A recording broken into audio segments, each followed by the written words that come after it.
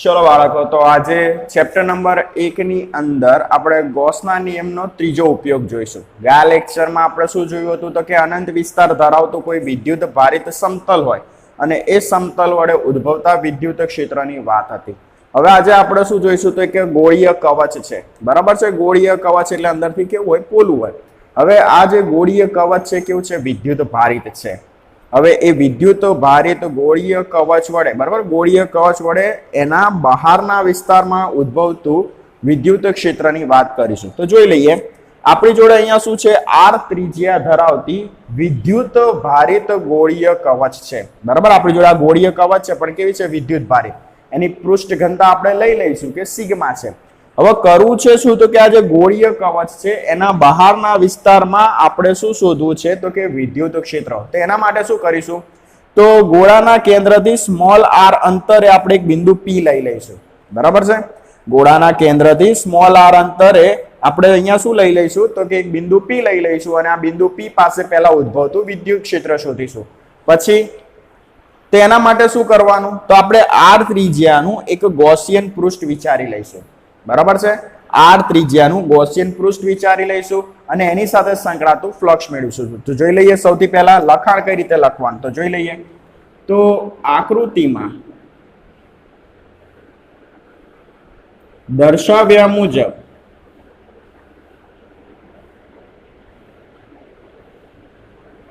Sigma વિદ્યુત ભારિત पृष्ठ घनता तथा कैपिटल आर त्रिज्या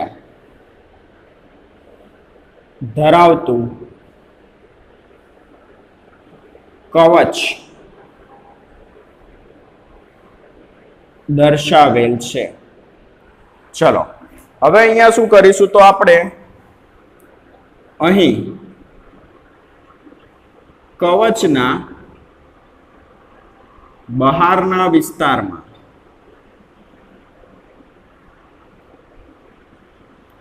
स्मॉल आर अंतरे आवेला बिंदु P पासे उद्भवतु विद्युत क्षेत्र મેળવીશું, બરાબર છે। આપણે શું કર્યું તો કે ગોળાથી આર અંતરે આવેલા બિંદુ P પાસે ઉદ્ભવતું વિદ્યુત ક્ષેત્ર શોધવું છે। હવે ધારી લઈએ કે આ જે બિંદુ P છે, બરાબર છે, એનું જે ક્ષેત્રફળ છે કેટલું છે તો કે ડેલ્ટા S છે, બરાબર, ઘણું સૂક્ષ્મ છે। તો એની પહેલા આપણે લખાણ લખીએ। આ માટે સ્મોલ આર ત્રિજ્યા ધરાવતા અથવા ધરાવતું ગોળીય ગૌસિયન પૃષ્ઠ વિચારતા। હંમેશા યાદ રાખવું કે જ્યારે પણ કોઈ બંધ પૃષ્ઠ હોય એ બંધ પૃષ્ઠ વડે સંકળાતું વિદ્યુત ક્ષેત્ર શોધવું હોય તો તમારે ગૌસિયન સમીકરણ વાપરવું પડે, બરાબર છે। હવે વિદ્યુત ક્ષેત્ર શોધવા માટે ફ્લક્સનું સમીકરણ જોઈએ અને ફ્લક્સનું ઇક્વેશન તમને મળશે ગૌસિયન સમીકરણ પરથી, બરાબર, ગૌસના સમીકરણ। હવે જ્યારે પણ ગૌસનું સમીકરણ વાપરવું હોય તો ત્યારે તમારે પાછું શું કરવું પડે તો કે ગૌસિયન પૃષ્ઠ વિચારવું પડે। તો આપણે અહીંયા સ્મોલ આર ત્રિજ્યા ધરાવતું ગૌસિયન પૃષ્ઠ વિચારી લીધું છે। ચલો હવે આગળ જોઈએ। તો સૌપ્રથમ આપણે આ બિંદુ P પાસે, ધારો કે બિંદુ P પાસે सूक्ष्म खंड નું ક્ષેત્રફળ કેટલું છે તો કે ડેલ્ટા S છે, બરાબર છે। આજે સૂક્ષ્મ ખંડ આપણે ધારી લઈએ બિંદુ P પાસે, એનું ક્ષેત્રફળ કેટલું છે ડેલ્ટા S। તો આ સૂક્ષ્મ બિંદુ પાસે સંકળાતું ફ્લક્સ કેટલું તો જોઈ લઈએ। તો આમ સંકળાતું વિદ્યુત flux phi is equal to सदिश E into सदिश डेल्टा S बराबर है। phi is equal to सदिश E into सदिश डेल्टा S। સદિશમાંથી અદિશમાં કન્વર્ટ કરીએ તો E into S delta S sorry E into delta S cos theta બરાબર છે। હવે થીટા એટલે શું તો કે E અને ડેલ્ટા એસ વચ્ચેનો ખૂણો। હવે તમે જુઓ કે આપણો જે વિદ્યુત ભારિત ગોળો છે બરાબર છે એની સપાટી ઉપર શું હશે વિદ્યુત ભાર તો એના વડે ઉદ્ભવતું જે વિદ્યુત ક્ષેત્ર હશે એ આ દિશામાં।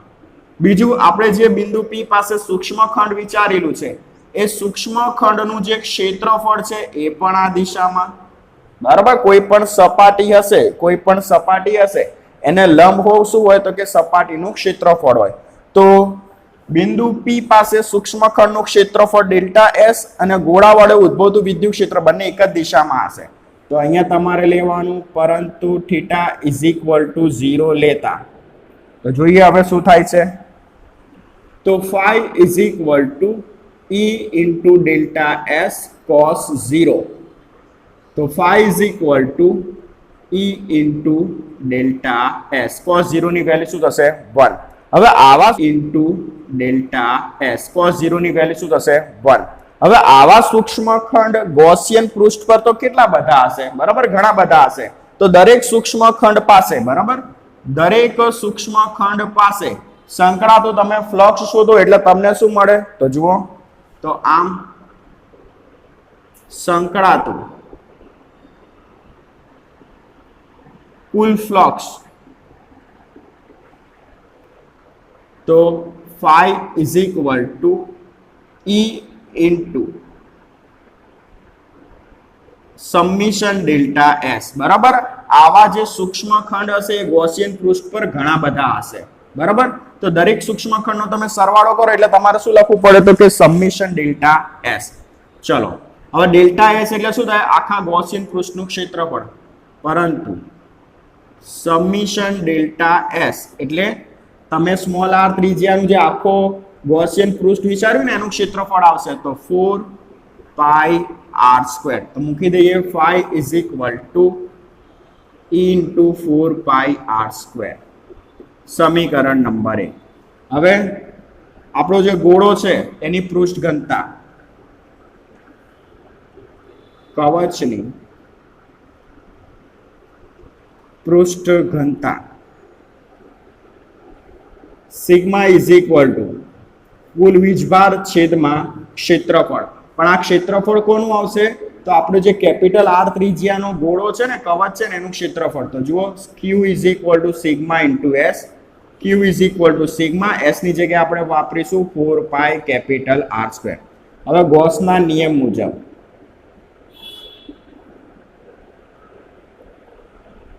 તો ગૌસનો નિયમ આપણને ખબર છે phi is equal to Q by epsilon 0 હવે આ જે વેલ્યુ છે ને Q ની એ અહીંયા આપણે મૂકી દઈએ તો જોઈએ શું થાય છે તો flux phi is equal to sigma into 4 pi capital R² by epsilon 0 સમીકરણ નંબર 2 સમીકરણ 2 અને સમીકરણ નંબર 1 સરખાવતા સમીકરણ 1 અને 2 સરખાવતા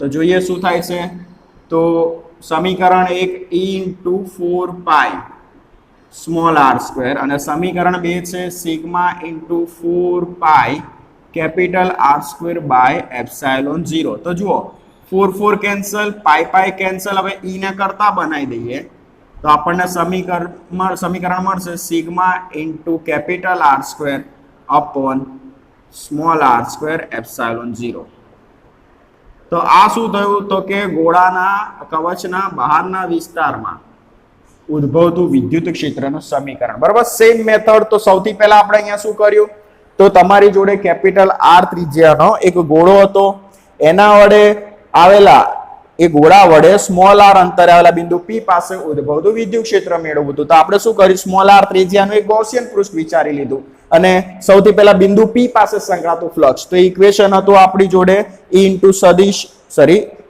E into ડેલ્ટા સદિશ S E into delta S cos θ θ કેટલો થશે 0 કેમ કે આ જે બિંદુ P છે એ સપાટી પાસે સૂક્ષ્મખંડનું ક્ષેત્રફળનો સદિશ આ દિશામાં ગોળા વડે ઉદ્ભવતું વિદ્યુત ક્ષેત્ર પણ એ દિશામાં તો બંને વચ્ચેનો ખૂણો શું થશે 0 આગળ જોઈએ તો cos 0 ની વેલ્યુ 1, તો તમને phi is equal to E into delta S. બસ હવે આવા સૂક્ષ્મખંડ છે ને ડેલ્ટા એસ જેવા, એ તો આ ગાઉસિયન પૃષ્ઠ પર ઘણા બધા હોય, દરેક સૂક્ષ્મખંડનો સરવાળો કરો તો આપણે શું લખીએ શકીએ, સંકળાતો કુલ flux phi is equal to E into summation delta S. Summation delta S ની જગ્યાએ આખું જે સ્મોલ આર ત્રિજ્યાનું આપણે ગાઉસિયન પૃષ્ઠ વિચાર્યું એનું ક્ષેત્રફળ 4 પાઈ સ્મોલ આર સ્ક્વેર. સમીકરણ 1. પછી કવચની પૃષ્ઠની ઘનતા sigma is equal to Q by S. Q ને કરતા બનાવો, એસ એટલે તમે જે ગોળો વિચાર્યો કેપિટલ આર ત્રિજ્યાનો એનું ક્ષેત્રફળ ગોસના નિયમ મુજબ ક્યુ બાય એપ્સિલોન 0. સમીકરણ 2. સમીકરણ 1 અને 2 સરખાઈ દો એટલે તમારું કામ પૂરું. હવે આગળ હજી એક મુદ્દો જોઈ લઈએ કે ગોળાના અંદરના વિસ્તારમાં ઉદ્ભવતું વિદ્યુત ક્ષેત્ર કેટલું. બરાબર છે? તો ચલો તો હવે આપણે શું જોઈશું, તો આની પહેલા આપણે શું જોયું તો કે કોઈ પણ ગોળો છે આર ત્રિજ્યાનું ગોળીય કવચ છે તેના બહારના વિસ્તારમાં ઉદ્ભવતું વિદ્યુત ક્ષેત્ર કેટલું. હવે આજે આપણે વાત કરીશું અત્યારે કે તમારી જોડે કેપિટલ આર ત્રિજ્યાનું કોઈ કવચ છે એની અંદરના વિસ્તારમાં ઉદ્ભવતું વિદ્યુત ક્ષેત્ર કેટલું. તો આપણે અહીંયા શું કરીશું, તો ફરીથી આર ત્રિજ્યાનો કેપિટલ આર ત્રિજ્યાનો આપણી જોડે ગોળો છે. આપણે શું કરીશું કે ગોળાની અંદર કવચની અંદર કોઈ બિંદુ P છે, આ બિંદુ P પાસે ઉદ્ભવતું વિદ્યુત ક્ષેત્ર મેળવીશું. તો સૌથી પહેલા આપણે શું કરવું પડશે, તો કે ગોળાના કેન્દ્રથી બિંદુ P કેટલા અંતરે છે, તો કે સ્મોલ આર અંતરે. તો આપણે સ્મોલ આર ત્રિજ્યા ધરાવતું ગૌસિયન પૃષ્ઠ વિચારીશું. તો જોઈ લઈએ આકૃતિમાં દર્શાવ્યા મુજબ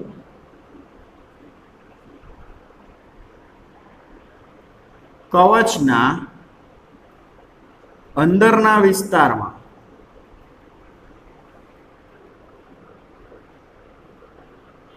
આવેલા બિંદુ P પાસે ઉદ્ભવતું વિદ્યુત ક્ષેત્ર મેળવવું છે.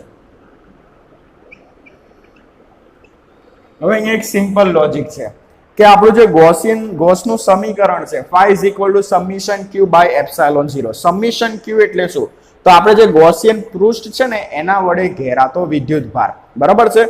પણ હવે આ જે આપણે ગોળાની કવચ છે એની ઉપર શું રહેલો હશે, વિદ્યુત ભાર. હવે માની લો કે ધન વિદ્યુત ભાર હોય તો ક્ષેત્ર રેખાઓ એમાંથી બહાર નીકળે. બરાબર?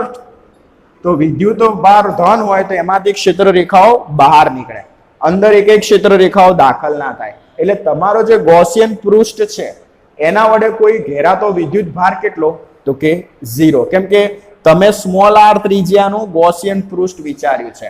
હવે વિદ્યુત ભાર ક્યાં છે, તો કે ગોળાની કવચ ઉપર. બરાબર છે? તો ગૌસિયન પૃષ્ઠ વડે ઘેરાતો વિદ્યુત ભાર કેટલો થાય, 0. હવે ઘેરાતો વિદ્યુત ભાર 0 હોય તો સંકળાતું ફ્લક્સ કેટલું હોય આની સાથે, તો કે 0. હવે ફ્લક્સ 0 હોય તો અંદરના વિસ્તારમાં વિદ્યુત ક્ષેત્ર પણ શું થાય, 0. તો જુઓ અહીંયા લખાણમાં અથવા સાબિતીમાં એટલું બધું કંઈ છે નહીં, તો જોઈ લઈએ. અહીં સ્મોલ આર ત્રિજ્યા ધરાવતું ગૌસિયન પૃષ્ઠ વિચારતા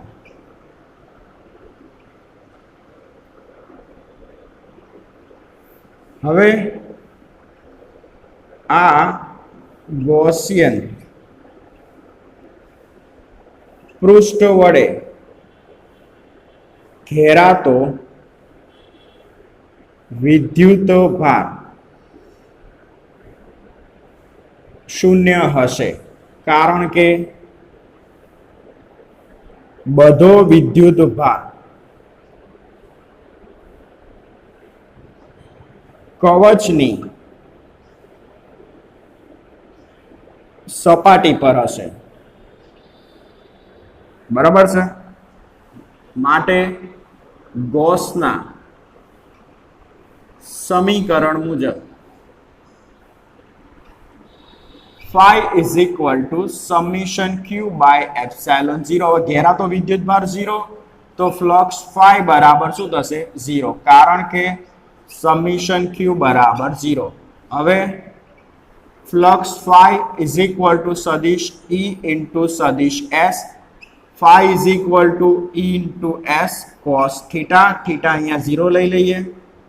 તો flux phi is equal to શું થશે E ઇન્ટુ એસ. બરાબર છે. આને કહી દે સમીકરણ 2, આને કહી દે સમીકરણ નંબર 1 અને 2 સરખાવતા તો 0 is equal to E into S. ઈને કરતા બનાવી દઈએ તો શું થશે 0. આમ અંદરના વિસ્તારમાં સંકળાતું વિદ્યુત ક્ષેત્ર કેટલું હશે કવચના તો કે 0. સિમ્પલ લોજિક છે કે તમે જે બી કવચ લીધું છે વિદ્યુત ભાર ક્યાં હશે એની સપાટી પર. તમે અંદરના વિસ્તારમાં વિદ્યુત ક્ષેત્ર શોધવા માંગો છો તો આપણે શું કર્યું બિંદુ P લીધું એ ક્યાં છે કવચના અંદરના વિસ્તારમાં. હવે આપણે અહીંયા બીજું કામ શું કર્યું તો સ્મોલ r ત્રિજ્યા ધરાવતું ગૌસિયન પૃષ્ઠ વિચારી લો. હવે ગૌસિયન સમીકરણ છે ગૌસનું સમીકરણમાં જમણી બાજુના પદમાં summation q by epsilon 0. Summation q એટલે શું આવે તો કે તમે જે કવચ વિચાર્યું છે જે ગૌસિયન પૃષ્ઠ વિચાર્યું છે એના વડે ઘેરાતો વિદ્યુત ભાર. તો આના વડે કોઈ વિદ્યુત ભાર ઘેરાતો નથી.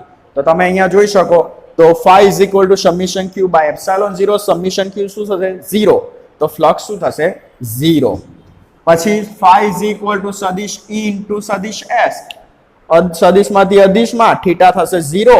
સમીકરણ 2 કહી દો 1 અને 2 સરખાવો તો તમને વિદ્યુત ક્ષેત્ર કેટલું મળશે 0. એટલે કવચના અંદરના વિસ્તારમાં હંમેશા વિદ્યુત ક્ષેત્ર શું હોય 0. ઓકે.